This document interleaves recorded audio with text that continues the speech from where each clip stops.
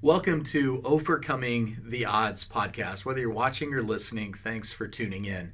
My name is Bobby Hawk, and in a couple of moments, you'll be able to watch Opher Rom and myself talk about the history of Israel or some of the things about Israel that we find interesting.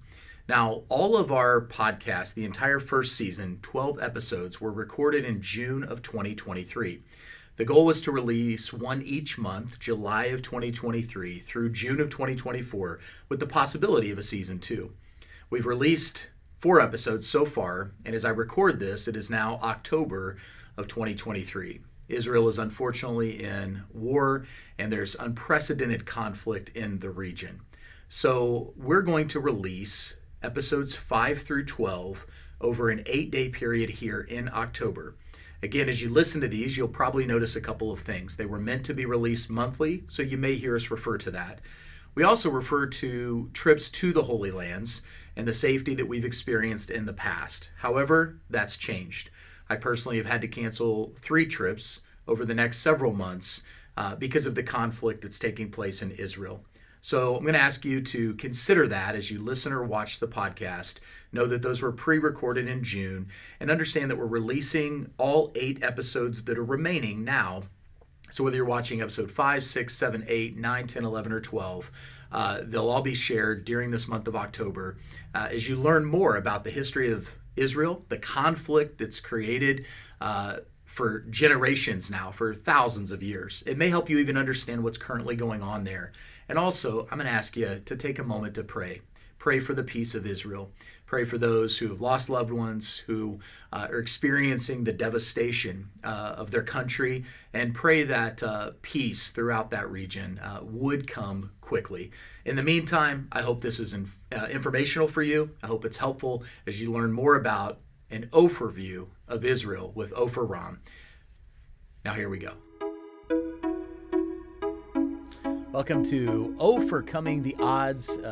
This is an incredible journey as we go through this podcast with Opher Rom. That's why it's OPHERcoming the Odds. But we are talking about Israel, which is a nation that continues even to this day to overcome the odds. But The only way to understand that is to understand the history of Israel. So we're doing an Opher view. You like what I did there? Of Israel with Opher. Now, I'm Bobby Hawk. I'm the pastor of Epic Church, and we take our church every year. We take people to the land of Israel because there's so much you learn by actually being there. But we go with the Center for Holy Land Studies, and that's our sponsor of this season of our podcast. And when you go with CHLS, as it's referred to, you get to understand the culture, you get to understand the history, the land, the spirit, how it all connects with the Bible.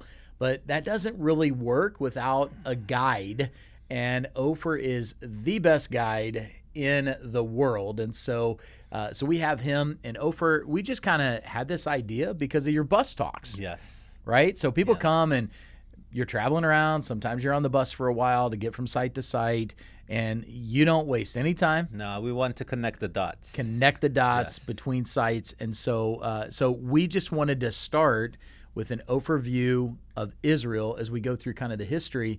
And we are in, we're in part 5 already. Amazing. It's November. We're going to continue to do this for Israel, as many parts as it takes. But we left off last time, Northern Kingdom, Assyrians, they come in, they conquer, take people captive. They really do the displacement we talked about. But that leaves the southern kingdom of Judah and Benjamin still going until the Babylonians come through. With refugees that came on from the northern part as well. With refugees, sure. So 605 BC all the way to 586 BC, roughly. We've got 3 different kind of, if you will, I guess, Babylonian periods that come through. But finally, 586 BC, let's pick up the story. The Babylonians come in. They're going to destroy the walls of the city of Jerusalem, which we shouldn't take lightly because we're talking about a very fortified city. They're going to destroy the Jewish temple. And now this is the end of what we today call the first temple period. And they're going to exile the people to Babylon. Basically modern-day Iraq, give or take. The people are going to be in Iraq or in Babylon for the next 50 or so years until the Persian Empire has the ability to conquer the Babylonian one. And they have a different diplomatic agenda. They allow the people to return to their homelands. Now, as far as the Persians are concerned, as long as you understand who the political entity is, who's in charge of you, and you pay them taxes on time, worship whatever God you want. And the Israelites, the Jews, are going to embrace this. They're going to return to their homeland. They're going to return to Israel. They're going to return to Jerusalem, resettle the original hill that we said that David conquered, and they're going to start rebuilding the temple. Now, unfortunately, they don't have a lot of money because, let's face it, if you're a rich Jew living in Babylon 2,500 years ago, you got yourself a nice villa with a swimming pool in the middle of the desert, why would you want to come back to a city that was just destroyed 50 or so years ago? But the poor population has nothing to lose, everything to gain. They're the ones, mostly, they're the ones who are going to return. And since they don't have a lot of money to build a fancy temple, they start with at least something, an altar to start doing God's work. Where are they going to build it? Exactly where the old temple used to be. How do we know where that was? One might ask. Yes. How do we know? Thank you. Well, first off, when you have an exile, it's not 100%. So some of the people remained. The Babylonians destroyed the temple, but there are still ruins. So we pretty much know where it's supposed to be. This is, again, the foundation stone, where the Ark of the Covenant was brought, where Abraham was supposed to sacrifice his son. So we're going to rebuild an altar, just like David did at the beginning. Build an altar. Time goes by, we have more money, we want to glorify the existing altar, we're going to build a temple. This is what we call the Second Temple period. It starts when they return from Babylon, start building that altar. Book of Ezra and Nehemiah even describes this temple, and it's like they copy-pasted from the Book of Kings when Solomon builds. They're going to bring the cedars of Lebanon through the port of Jaffa, haul it up to Jerusalem, and they're going to tell us that the temple, now the Second Temple, resembles the one at the time of King Solomon, with an added little notation. It's not exactly the same. The elderly who remember the Temple of Solomon say it's not as glorious as the one that Solomon built, but we have a temple. Yeah. And as long as we're giving our taxes on time, as I said, the Jews are free. They have religious autonomy. And that's the important aspect here. The ability to worship God the way we think as Jewish people we are supposed to, in the proper place, in the city of Jerusalem. So everything seems to be going very well. And let's pause here in the story for a moment, Opher, because this time period covers a lot of our Old Testament period of people that our listeners, especially those who have read the Old Testament or maybe been part of communities, Christian communities, Jewish communities, because we're talking also in this time period, we're talking about people like Daniel that were taken in that Babylonian captivity. Yes. So we're not going to spend a lot of time on his story, but just the idea of Daniel, I mean, that's part of this captivity time period that we're talking about. So anything in his story, when we talk about Shadrach, Meshach, and Abednego, which are really the Babylonian names, not their Hebrew names, but we see this indoctrination of culture that we also kind of going back to the Assyrian Empire. It's if we pull you out and we expose you to our language and our literature, ultimately at that point our gods, then you're going to kind of hopefully forget about the God. And that's kind of the story we see play out in Daniel, from obviously the statue, the fiery furnace, the lion's den, these stories that are kind of famous, if you will, in Christian churches and culture, but it's happening under that time period. But now the Persians have come in. Yes. They've kind of overthrown the Babylonians, and they're the ones who are saying you can go back. Well, one of the famous stories we see from the Persian Empire in the Bible would be Queen Esther. Right. We see her story play out. The Scroll of Esther. Yeah. So it's kind of fascinating that, again, some of these famous stories are taking place. They're not actually taking place in Jerusalem. Exactly. They're taking place outside of the land of Israel. Outside of the land of Israel. Yes. But we get some of them coming back, people like Nehemiah. We see that, and we start to see this rebuilding that you're talking about of both the walls and the temple and the city. And it's really, as you said, not that long after they were taken. So there's some that are going to remember it and say, it looks good, just not quite as grand as Solomon. So, but relatively short period of time, historically speaking, that they're very back. Influential. There is a very important aspect that I'm not going to say that we overlook, but something happened to us while we were in Babylon. There was a purification of the understanding of monotheism. Until now, over the last few podcasts, we talked about how the God of Israel is battling the Israelites about this idea of a one God. And as it turns out, when we return from Babylon, there's no more battle. We purified the idea of paganism from our midst. We are now coming back to the land, and there is one God, period. We see this in archaeology as well. When you dig through the ruins of the first temple period, Jerusalem, you find idols in the houses of the Israelites while the temple is right above their heads. Mm-hmm. They're worshiping God, and at home they have these idols with big-breasted women and fat women for fertility. This is the goddess called Asherah, and they have, it looks like a horse's head, which references the god Baal, who's the god of thunder. He's up there in Mount Carmel. We see him when Elijah is going to battle them. Those two gods are prominent. These are the prominent gods, yes. The god of water or rain and the goddess of fertility. Mm-hmm. It's also a lot of fun to worship the goddess of fertility, to be honest with you. You know, they're doing it behind every tree and everywhere they can. So that doesn't exist anymore in the Second Temple period. Now, it could be that we don't have the physical attributes of God. The temple is gone. And for 50 years, we are suddenly a small minority within the larger non-Jewish world. And that's when we purify our religion. That's where we purify this idea of having only one God. So as we return from Babylon, all the stories they just don't talk about more than one God at this point, at least not that the Israelites believe in. Mm-hmm. So it's a very impactful time period, even though it's a relatively short one.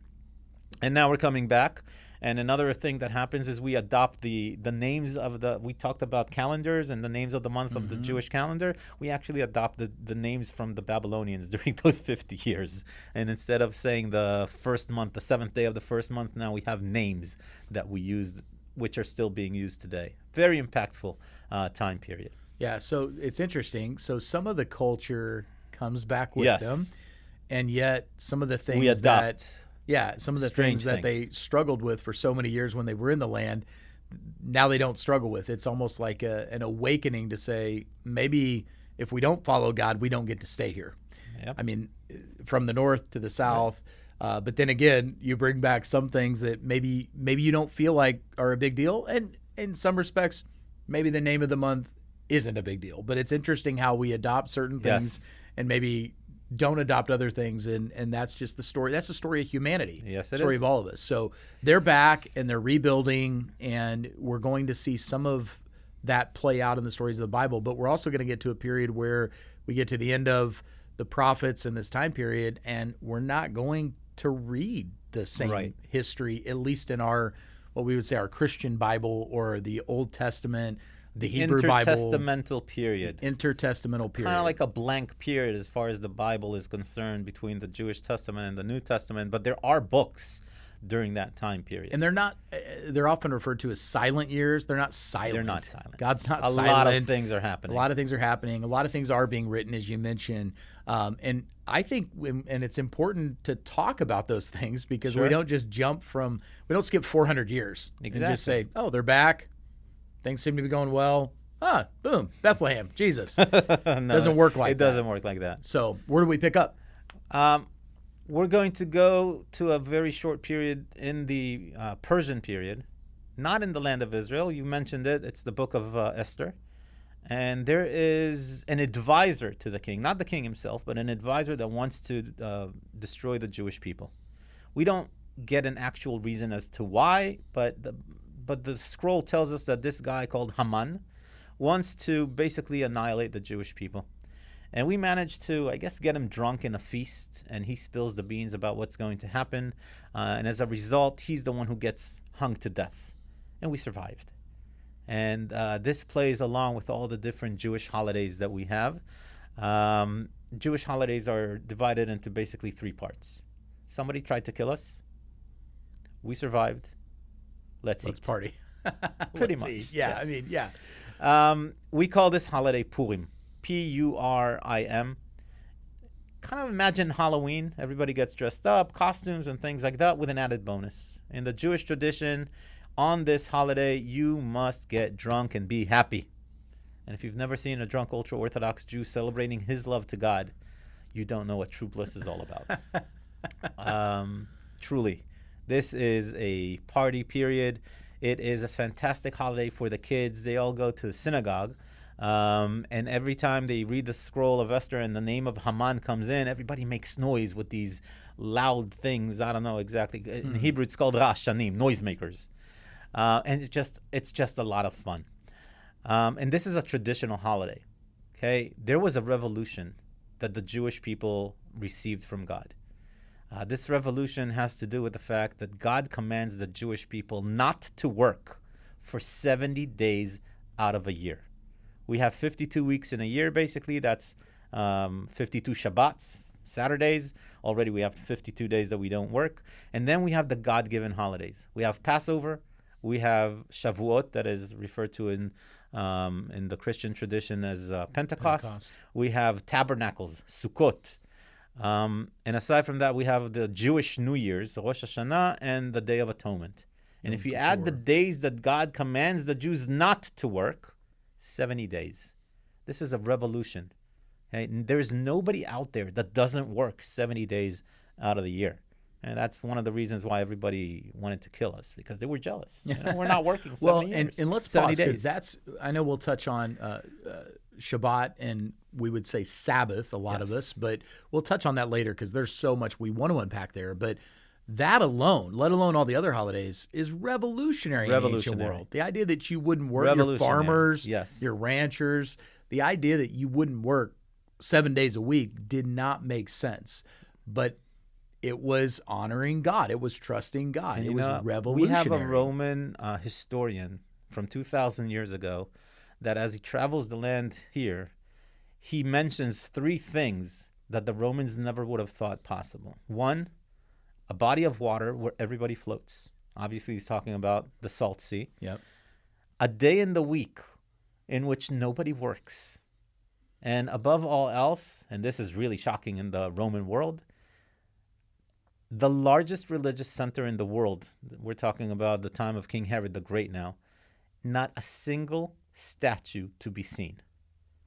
Okay, 36 acres of a field, all worshiping this one deity, this one God, with not a single statue. Yeah. Hey, these are the three things that shocked the Romans. A day we don't work, a place you float all the time, and such a huge religious, spiritual place with not a single statue. It just boggles the mind. For our modern, I guess, listeners, those of you listening, maybe you're watching, it's kind of like saying go to the Hall of Fame in Canton and not see any statues or any relics or any. And honestly, you might say, well, that would be disappointing. From a Roman sense, it would be, where are the statues? Where are the gods? But again, from a monotheistic sense, you're going to worship a God who is not confined to a statue. Right. But it was so mind-boggling to them that everyone else has statues. Why don't you have statues? And then, of course, the Dead Sea or the Salt Sea, that's just more fascinating, like a place that you float. But then that whole idea of Shabbat, of a Sabbath, you're adding holidays on top of that. You're getting to 70. I'm talking about the God-given holidays. The God-given holidays. We're going to add traditional holidays. Exactly. Yes, we need more. You need more. That's not enough. But even to this day, Opher, that's revolutionary. Yes, it is. I mean, it was revolutionary then, but even to this day, 70 days plus, but where you're not working, and not only not working, but those holidays, as you mentioned, they're celebrations. Yes. Somebody tried to kill us. We survived. Let's celebrate. And I think that's where the story of Esther, because we're about to enter the silent years, which are anything but silent. The story of Esther is one of those things that as a pastor, when I talk to people, if you read the scroll of Esther, we would call it the book of Esther, you don't read the word or the name of God at all. Yes. And yet God was so evident through it all. And it's almost this reminder of the preservation of the Jewish people in this foreign land. God was going to preserve his people just like God preserves his promise. And the takeaway for me is always that God is never silent. even if we don't have books that talk about all his activities in our Bibles, or even if we, read a book in the Bible that doesn't mention his name, he's not silent. He's always behind the scenes, if you will, doing what he wants. And he does that over those 400 silent years in preparation. Can I tell you a story about that? Yes. We have traditional stories, rabbinical stories. And this one talks about a rabbi who's living in a remote island somewhere, a very small population in that island. And then one day they hear on the news that next week they're going to have a major storm, let's say. And everybody's required to leave the island. They're bringing ships in. The rabbi says, aha, this is where God is going to show his greatness. I'm going to start praying from now until this storm comes, and you will see God will save me. And he starts really going at it and starting to pray. 3 days before, the police are making sure nobody's around. And this guy says, don't worry about me. God is with me. You'll see I'm going to survive. Day itself, his family, who he sent out because they're not as devoted as him, is sending a helicopter and telling him, get on the helicopter. The storm is about to come. You're going to die. He said, I have faith in God. God is going to save me. Storm comes along, destroys the entire island. Rabbi dies. He was a good guy. He makes his way to heaven. He meets God and he says, what happened? You were supposed to save me. And God says, my friend, you don't listen. A week ago, I told you on the radio to get out. I sent the police over. And on the day itself, I sent you a helicopter, but you're not listening. Now, sometimes God is speaking to us, but we just either don't want to or don't understand what he's telling us. And this story of Esther, God is in the background. He's always there. He's always present. We just need to sometimes look in the fine print or between the lines and to find out what he's telling us. Right, how he is orchestrating and maneuvering and ultimately saving. I mean, that's what he does. He saves his people. We're going to get to that period between what we, again, as Christians call that Old and New Testament. It wasn't, by the way, old. I mean, we only call it old because we consider that an old covenant, but either that, we get between those periods, but God is going to be orchestrating things from, and I know we won't have time to touch on all of them today, but we'll get there. There's some fascinating things historically, militarily, that God is going to use and do to prepare everything for what we're going to then read in the New Testament and places we're going to visit. And that's what's fascinating to me is some of this stuff comes to life over when you're actually there and you start hearing and connecting the dots and saying, wow, how was God doing all this? Man, behind the scenes, he had a plan. He was never without a plan. He wasn't up there scrambling. He's always had a plan. So Esther, phenomenal story. Love it. It ends with the preservation of the Jews. We have people obviously going back and rebuilding. Where do we go? Where do we go from there? We go to the Greeks. Alexander the Great conquers half of the world, including the land of Israel, from the Persians. At first, nothing really changes as far as the Jewish people are concerned. We still have religious autonomy, which is what we care about. But instead of paying taxes to the Persians, we're basically paying taxes to the Greeks at this point. Things are going pretty well. Greek period is a relatively quiet period, but then a Greek king, names are not that important, but Epiphanes IV and Antioch IV, actually. And he is apparently involved in too many wars. I don't know if in the U.S. you guys know, but wars cost money. I think we know? We know that. Right. I don't think we remember that, but yes, they're pretty costly. He's going bankrupt. Now, when you're a king 2,100 years ago, you don't go to a bank and ask for a loan. You go to the bank and you take the money. It's yours. You rule that area. Now, the banks back in those days are the altars. And he controls, let's say, Egypt.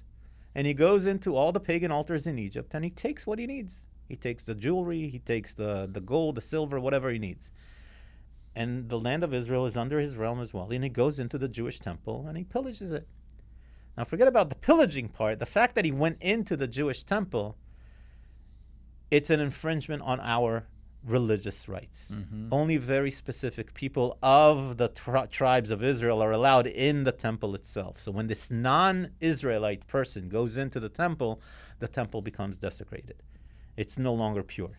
And if it's no longer pure, we can't worship God. If we can't worship God, we don't have religious autonomy, we rebel. Yeah.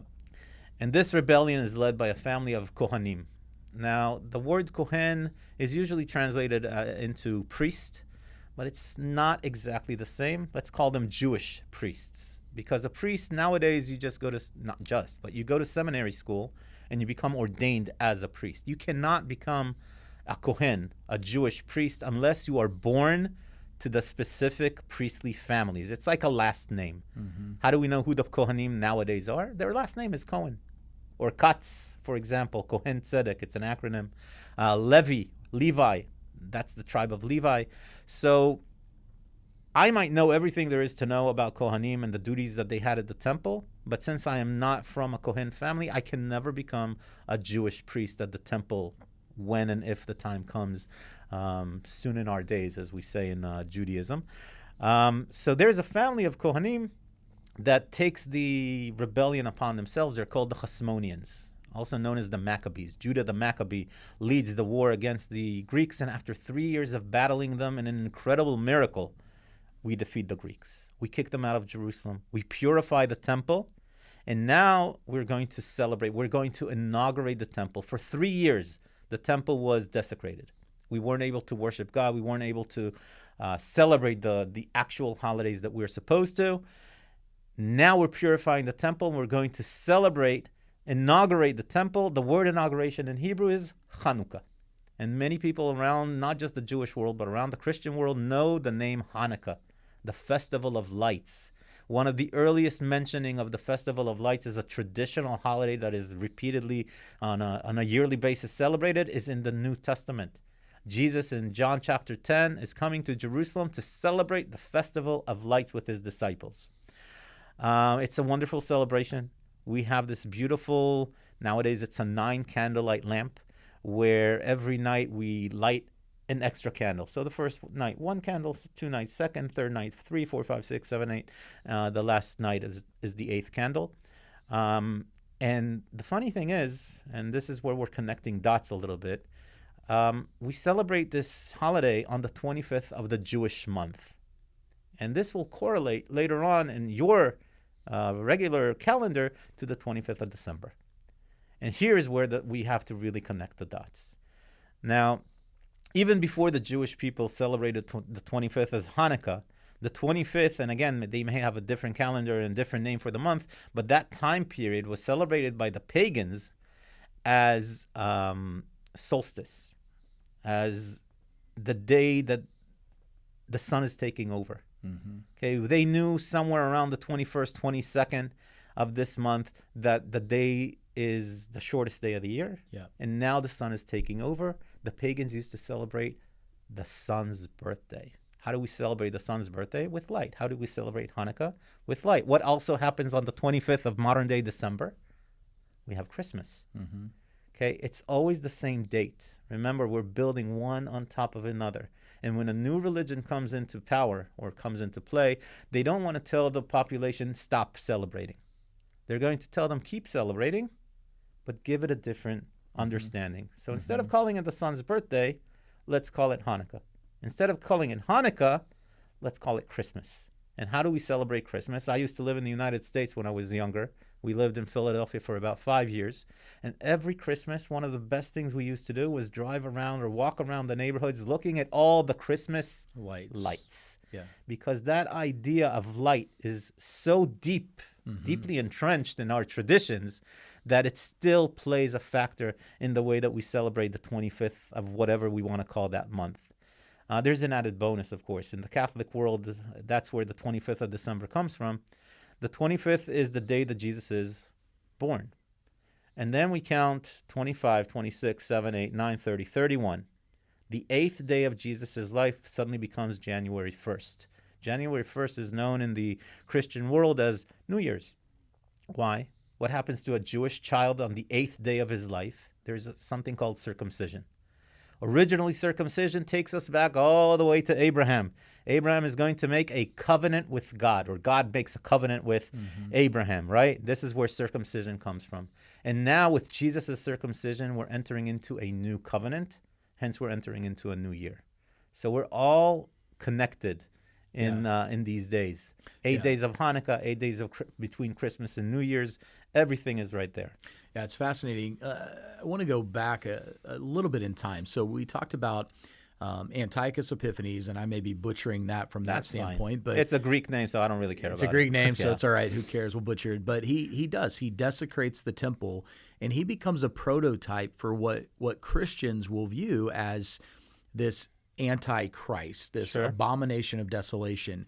And then we have, again, this group of people that we may talk more about as we move forward, but this Kohanim that are going to continue to evolve into the time period when Jesus is going to come and play a very significant role. And so that's why, while we're not going to touch on everything that happens in those 400 years, a lot of significant things are developing. Alexander the Great, the spread of Greek influence, Hellenization, as we refer to it. Suddenly the international language becomes Greek. And the New Testament can now be written in this Koine Greek, this language that people understood. So there's so many things, again, where God's behind the scenes, where God's working. And I think over this a great place to sort of leave off, because we're introducing the idea of Hanukkah, of Christmas. Here's what I would say to the listeners. Keep in mind, it doesn't take away from the event. It doesn't mean that the event didn't happen. Certainly believe in the birth of Christ. What it does is it tries to put the events and tie them to dates. And so to create a new celebration. Maybe it's taking a pagan celebration and turning it into a Christian celebration, or maybe it's a Jewish celebration into a Christian celebration. Doesn't mean the event didn't happen. It just means it may not have happened on that day. And well, it's okay. Whether Jesus is born on December 25th or not has nothing to do with his birth and the birth narrative. It just becomes a day of celebration and a day of really, in some ways, commemoration that we can refer back to. And so, so for me as a Christian, what's fascinating is what you alluded to. You've got birth, and then you've got this new beginning, if you will, on the 8th day. And so it all ties together, it corresponds, and even to this day, we celebrate Christmas and New Year's. Maybe we don't celebrate them for the same reasons, but when we look at the whole idea of lights, Jesus even said, I am the light of the world. So he's connecting the dots as well in the book of John chapter 8, verse 12. I am the light of the world. He's introducing this concept. He refers to this idea that he's introducing light, that again, previous cultures, other cultures, even pagan cultures can understand the significance of the idea of light. And so that's a great place to leave off as we're headed into December. We'll head into episode 6 next month in a time period where we commemorate Hanukkah, we commemorate the birth of Christ, and so I'm pretty excited. I hope you're enjoying this, and again, check out thechls.org if you're interested in a trip to the Holy Lands, where this story, the story of the Bible, the story of Israel, the story of Jesus, it all comes to life when you get to see the land, the geography, the climate, the culture, the topography, even as we'll get into some of the stories, really makes a difference, and it's fascinating. So again, join me in Opher as we continue OPHERcoming the odds and an overview of Israel with episode 6 of season 1, and we hope to see you again next month.